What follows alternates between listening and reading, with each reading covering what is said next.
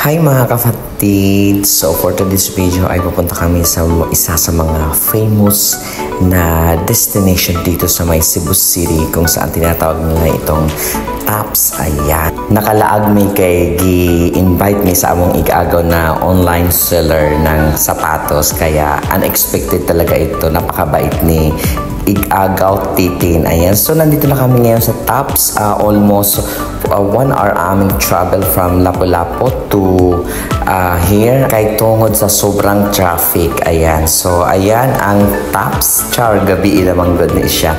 So papunta na kami dito at ang aming entrance ay 120 per head. Ayan. So yan ang kanilang building. Pasensya na dahil medyo gabi na kami dumating at of course pumasok kami dito and this is the beauty of the Tops. Ayan. So famous po ito siya. Ayan. So nagpa-picture muna kami kasi siyempre 'di ba? So famous eh. So ayan, we explore the place at sana ipupunta kami sa pinakataas pero hindi kami pumunta because nasasayangan ako sa bayad namin. Ayan. So that's the beauty sa gabi.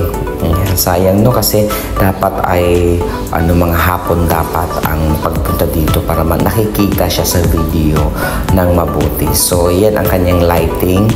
And ito ay overlooking po whole Cebu, makikita mo. At before that ay kumain na kami dito sa Queen Pizza and dinibre kami ng aming pinsan na si Titin. Ayan, so napakalaki na aming in-order na pizza. Thank you so much Titin, and nawa ay makabenta ka ng more sapatos. Kaya sa mga gusto mag-order sa kanya ay paki-follow lang po ang kanyang page. Ayan, so maganda ang kanyang sapatos. As of course, binigyan pa talaga ako ng aking pinsan. Ayan, so kumain na kami because gutomers talaga kami mga kapatid.